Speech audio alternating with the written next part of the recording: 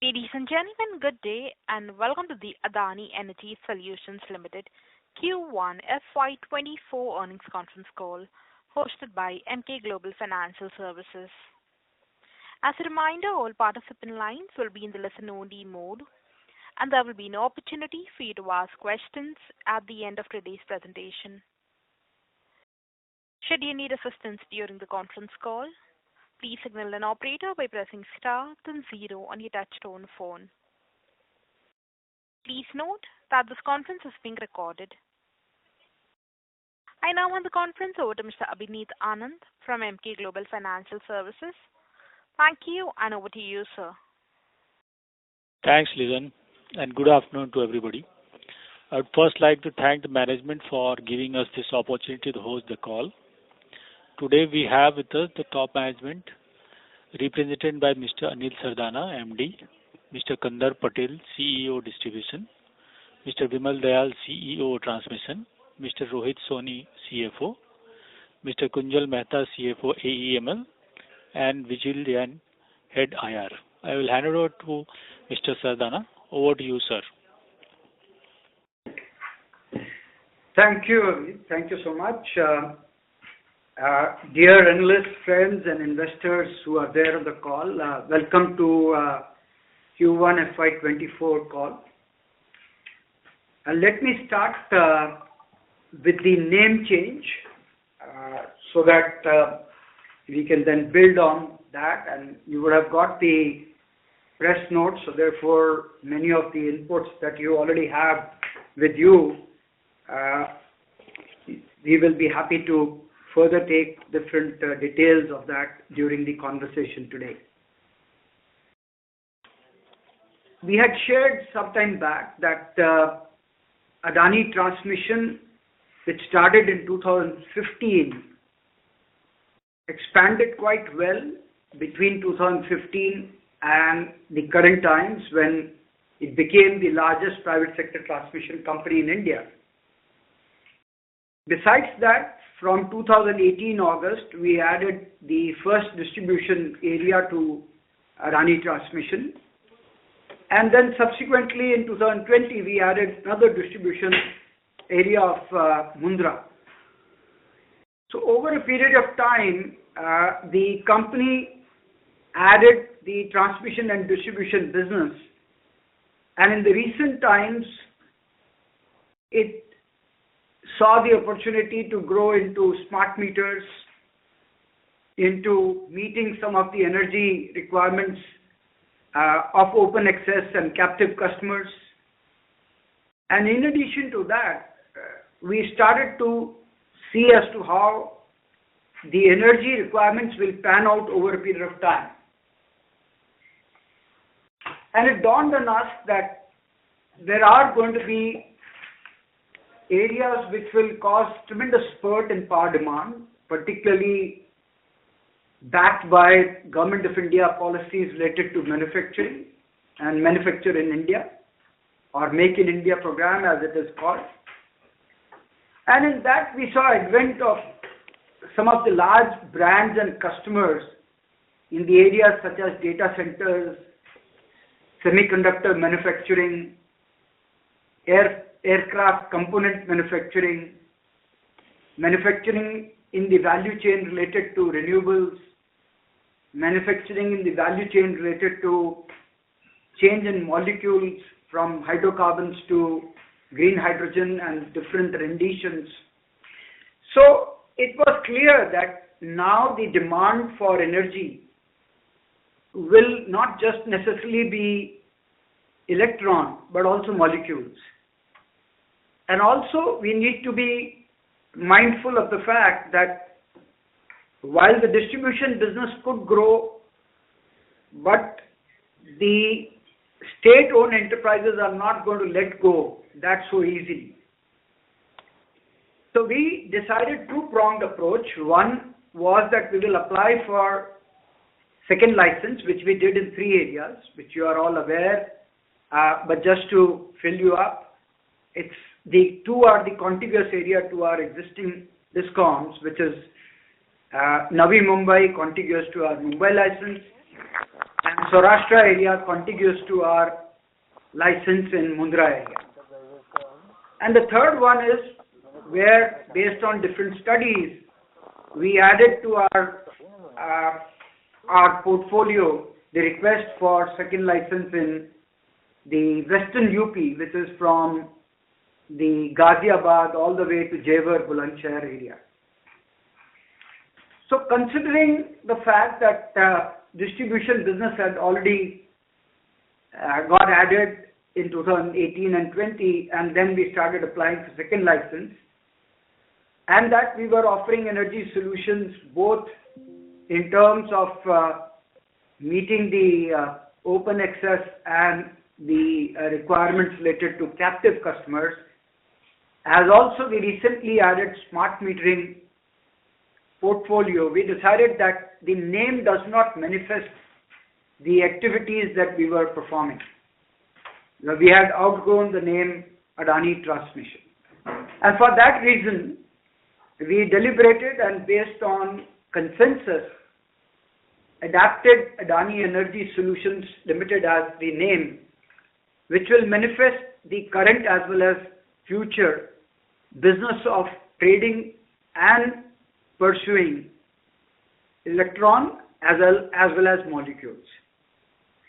So friends, that is what we did during the recent times. From July 27th, this company is going to be titled Adani Energy Solutions Limited, and therefore we are happy to have you on the call for this company.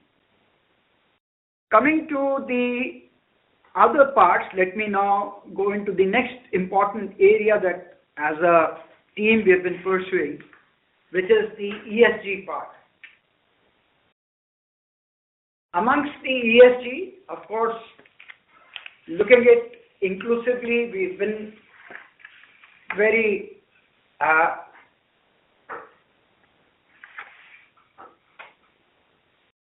no? We lost? No, call it. That's all.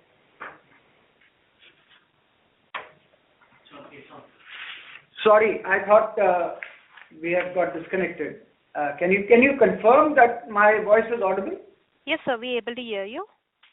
Okay. So, moving on the ESG front and being inclusive, we focused on the safety aspects, and despite a business which is cross-country, that is something that we take pride in terms of various initiatives and various aspects of safety that we constantly prowl on, and that will continue to be one of our key focus of ESG. However, moving on to the acronym, the way it describes itself, the environmental, social, and the governance aspects are key to our current operations. We have decided that as an institution, Adani Energy Solutions Limited will continue to aim to be within the top 20 global companies in its utility business with regard to its scorecard. And therefore, several aspects in each of these three heads have been taken up to benchmark levels. And that is reflective on the recognition that we have got from different quarters. But it will be important for me to mention that amongst them, some of the scores done by international agencies have been very heartening. In the last quarter, the FTSE score has improved to 4, up from the slightly lower scores than 3. So that's a major movement upwards, and that actually takes us to the top echelons of utility companies globally. I will not typically talk about the other rewards and awards, but mention one singular aspect, which is the study done by PFC on behalf of Government of India, where through McKinsey they did the rating of different DISCOMs in India. And I'm happy to bring to your notice that Adani Electricity Mumbai DISCOM was rated India's #1 power utility. So that's the hallmark of how we are pursuing the agenda on different aspects related to environmental, social, and governance criteria.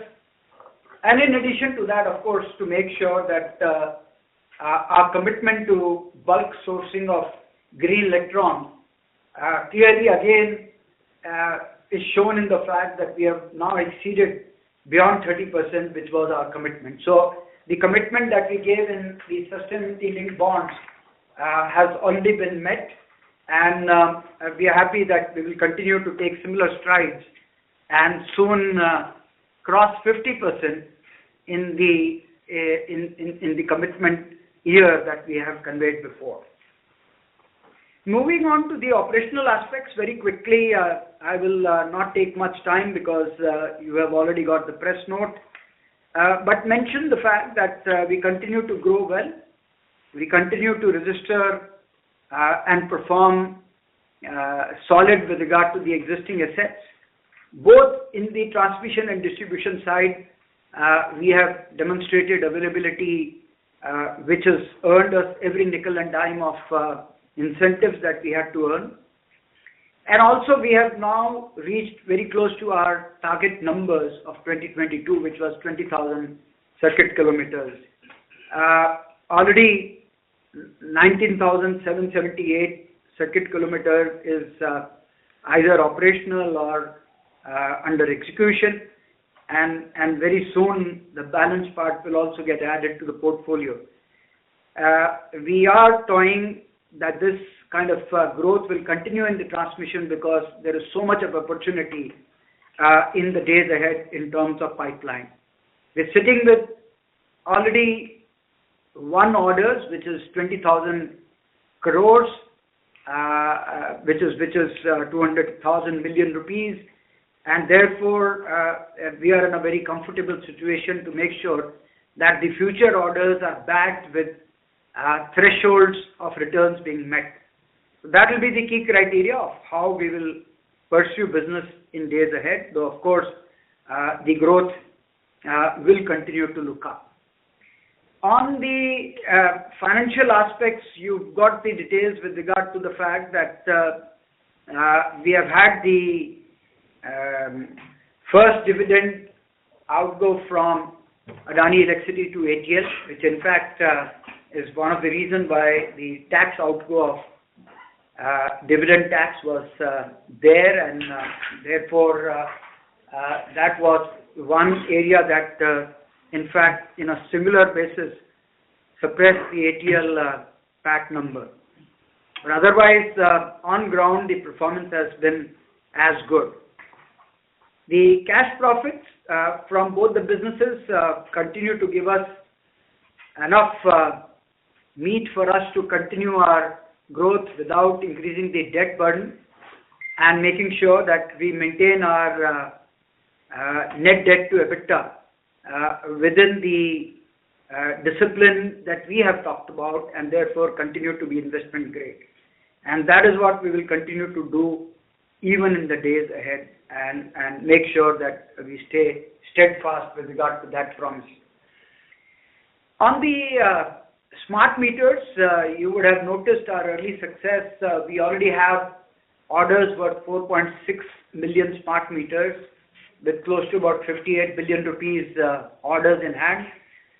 More than double of that is where we already have the pole position of being declared lowest, but we are waiting for the orders. We will share with you as and when those orders get confirmed. So smart meters will continue to be one of our key build-ups.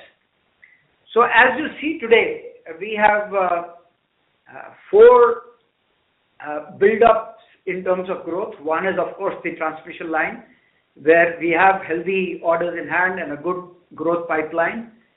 The second one is in retail distribution, where we have the ongoing capex, which will continue of similar levels as we have been doing from last few years.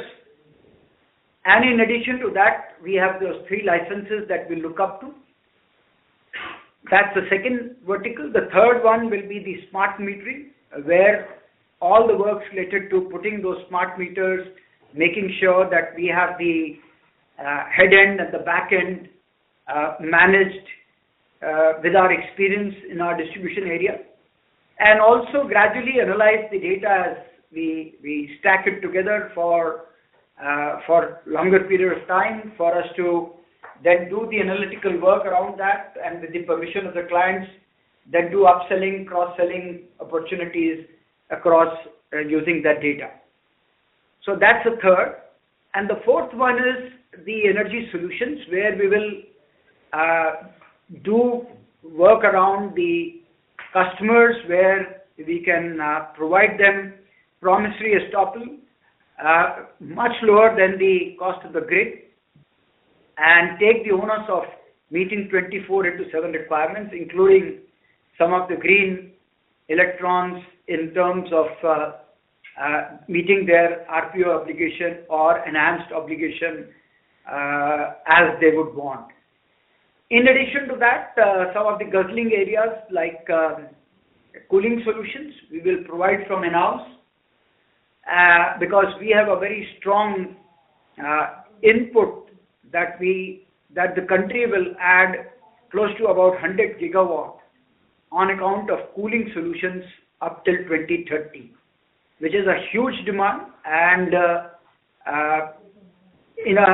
away from the cliche air con concepts, we will be able to provide the solutions by actually the flow consumed by customer on managed service basis. So we have started doing that with some of the builder community in Navi Mumbai, and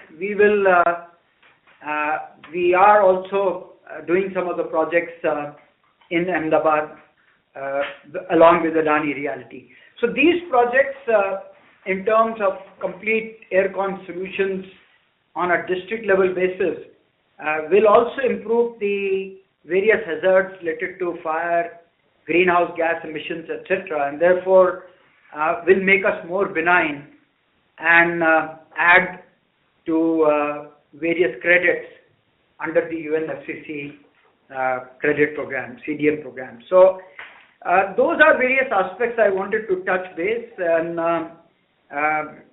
all in all, good quarter to have got our act quickly, as also new name with the enhanced wingspan, as you would have noticed, and therefore the company is well poised to now work to making sure that we are able to offer comprehensive energy solutions both in bulk electron trading or movement, as well as retail electron, and gradually into the overall energy paradigm. So I'll stop here and look forward to your questions, and based on that, we will be able to perhaps disseminate whatever I may have missed out. Thank you, and once again, welcome you all. Thank you. Thank you. Ladies and gentlemen, we will now begin with the question and answer session. Anyone wishing to ask a question may please press star and one on your touchtone telephone. If you wish to remove yourself from the question queue, you may press star and two. Participants are requested to use handsets while asking a question. Ladies and gentlemen, we will wait for a moment while the question queue assembles. The first question is from the line of Abhineet Anand from Emkay Global. Please go ahead. Yeah, thanks a lot for the detailed stuff that you gave.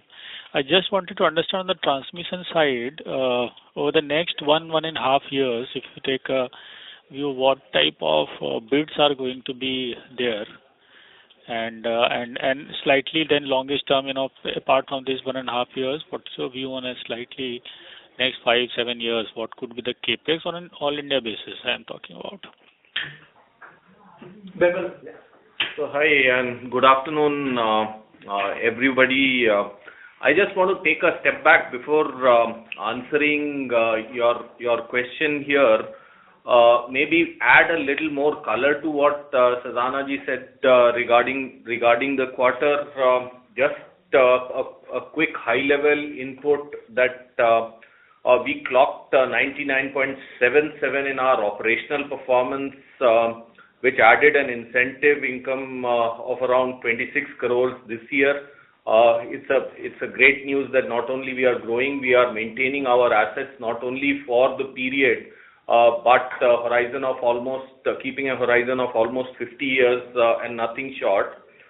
In terms of network addition, we added 550 circuit kilometers during the quarter and reached a mark of 19,778 circuit kilometers.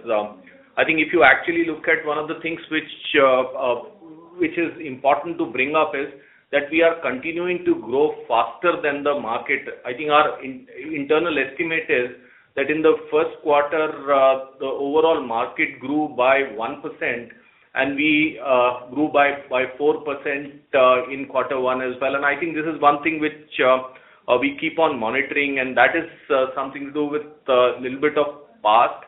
The current situation is that we have a healthy pipeline, and in the upcoming quarters, we would be commissioning some 5 important lines, including KVTL, which is Kharghar-Vikhroli, the WKTL, and MP2 package and Khavda, and Karur, which will add around another 3,000 kilometers. So it's, the business looks absolutely robust. Now, to answer your question, I think these are very interesting times for the sector itself.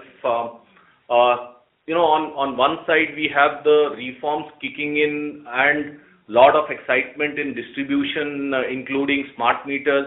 There is a consumption kicker which is taking place as well as our economy grows, and also an interesting global story of energy substitution as well. Now, linking both these two is transmission, and if you look at the 2030 requirement, we would be probably be evacuating 500 gigawatts of only green power as well. And I think I'm talking about the paper which came out in November last year itself. In short term, we are looking at a bidding pipeline of 45,000 crores this year.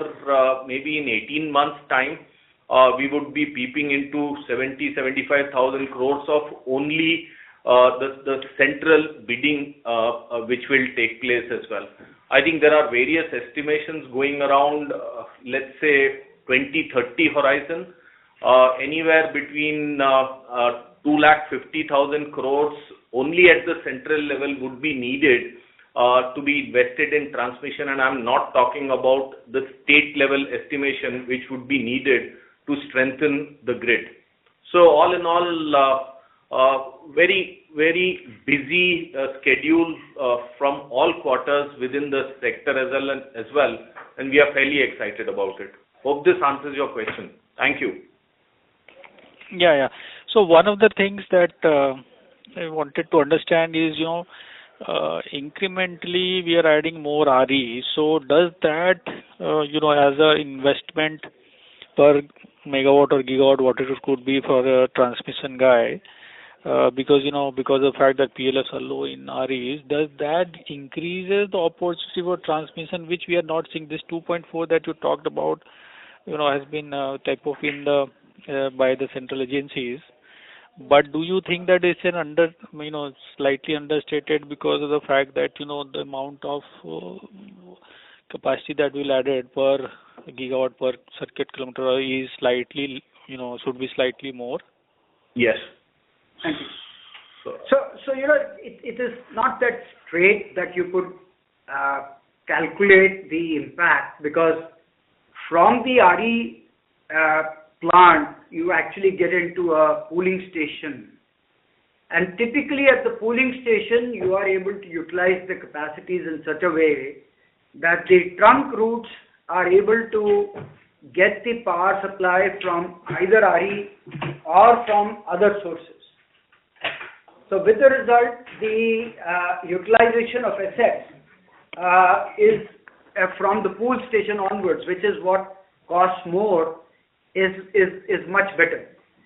So eventually the way the planners are working is that at the key pooling stations, they are trying to interject different formats of power and not just restricted to RE.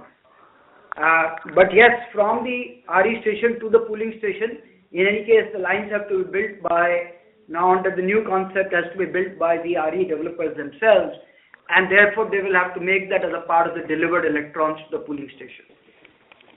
While the transmission line under GNA, the new concept that the government has evolved, the transmission lines are going to get added because GNA means that any consumer can have the access and a choice to source electrons from anywhere they want, and that is the promissory estoppel, and therefore a lot more lines will have to be added into the system. But we are still quite some time away from those times. At the current stage, it will suffice to say, yes, the transmission line cost could get a bit impacted, but not to the extent that the concept will suggest that the RE is going to keep the transmission line begging for 50 to 60% of the time. No, that is not the way the transmission system is designed. Thank you. Yeah, just last one from me.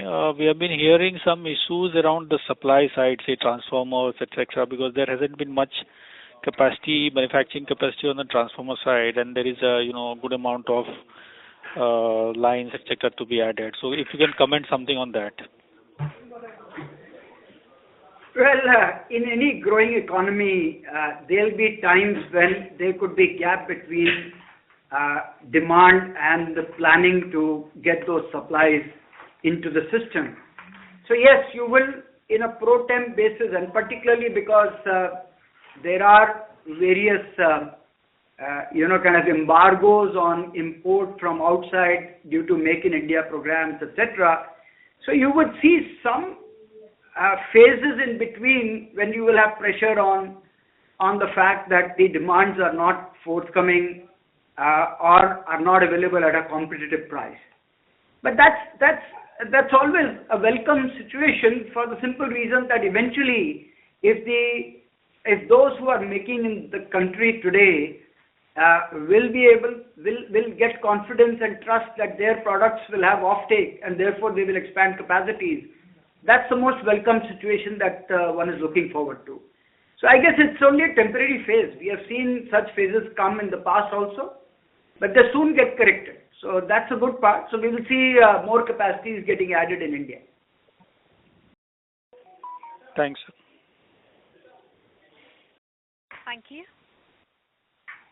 A reminder to the participants, anyone wishing to ask a question, may please press star and 1.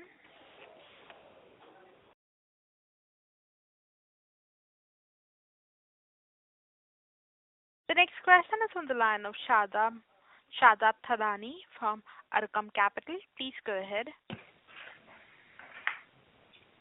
Yeah, hi, good afternoon. Just one quick question on the dividend from the electricity business. What was the quantum of that? And is that intended to get paid annually just based on the excess available with the distribution account? The dividend amount was 245 crores. That is to ATS. Total is 350 CR. You are asking total or to ATS? So 350 was the total of which you get 74%, is that right? That's correct. Okay. And 74.9%, 25.1% is of QIL. Yeah. Okay. And the intention is to keep paying out excess available amounts from the distribution account on an annual basis, or will it be more frequently than that? All right. One can always assume that the intention will be to have dividends from our subsidiaries regularly. Okay, got it. Understood. Thank you. Thank you. The next question is on the line of Nikhil from Bernstein. Please go ahead. Hi. Thank you for taking my question. My first question is on regulated returns, which have been in debate for some time as the CRC approach paper has come. Just wanted to hear the views, if any further updates of views the management has on that.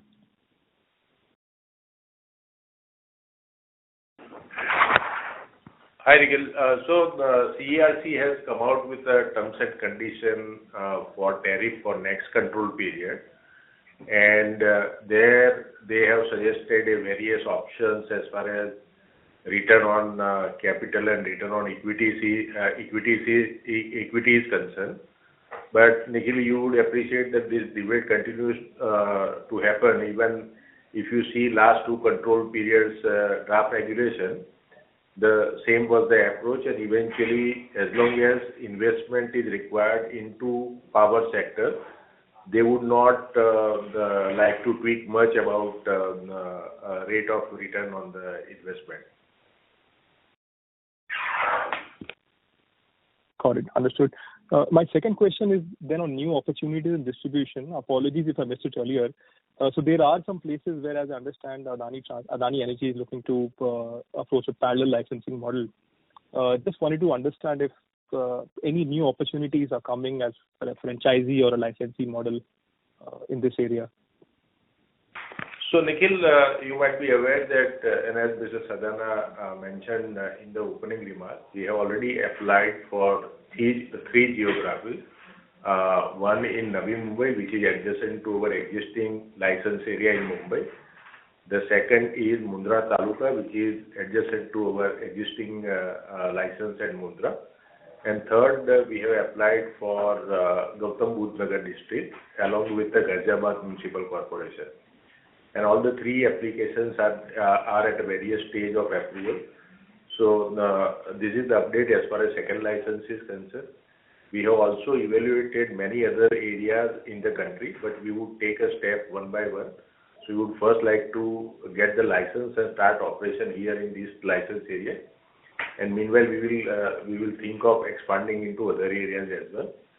And as far as opportunities in distribution is concerned, currently there is nothing on the horizon as far as privatization is concerned. So Government of India and MOP wanted to privatize few union territories. They have done bidding for Dadra Nagar Haveli, and that has been handed over to Torrent. But subsequently, the Pondicherry has not progressed further. And therefore, we are relying more on a second license route rather than a privatization route. Understood. Got it. And my last question then is on the funding part. If there has been any update on that side, either on the QIP or any plans to issue dollar bond, etc., would be great if you could share that. So QIP is still work in progress. So we are still working on the documents kind of thing. So we will update once we have clarity from the investment community. On the fundraising, I think we had closures of major of project capexes, which we had done last year, the construction facility worth $1.1 billion. Against that, we are drawing. The new projects which we have won in the last 5 to 6 months, they are under various stages of closure. So I would say mostly all would be done at the SPV levels. We are not looking at any major raises on the debt side at the parent level. Great. Thank you so much. Thank you. A reminder to the participants, anyone wishing to ask a question, may please press star in 1.